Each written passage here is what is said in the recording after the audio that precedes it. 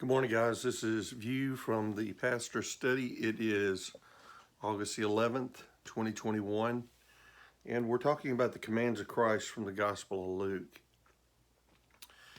It isn't just commands we're looking at, though. We're also looking at promises, implications, sayings of Jesus, looking for what we need to follow and how we need to view life and what we need to do.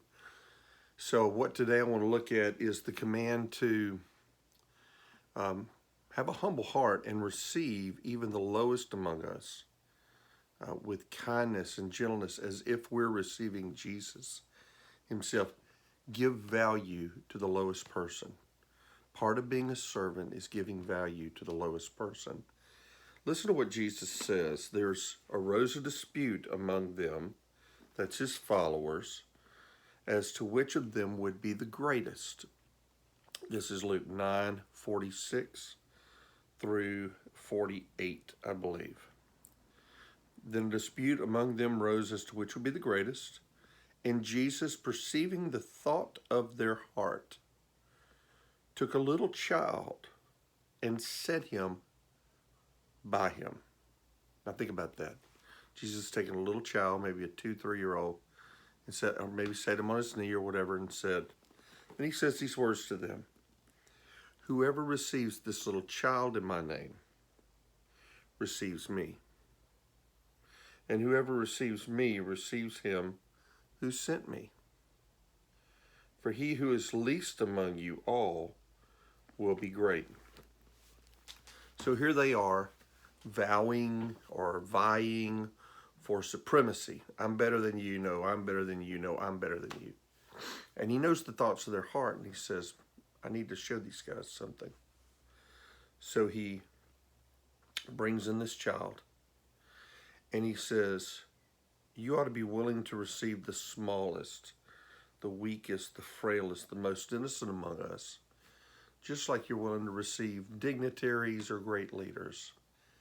They have value, and when you do it in my name, if you do it with Christian intent in your heart, and underneath the authority of Jesus Christ that he's called you to do, with a desire to bring that child to Christ, you're just not receiving the child, you're receiving Jesus.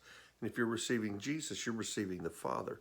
So there is an implication to the way that we treat and love children to Jesus.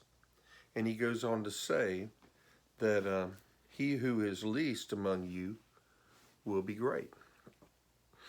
So God expects us to treat children a particular way. God expects us not to worship them, not to idolize them, not to give them everything they want, or maybe to give them most of what they want.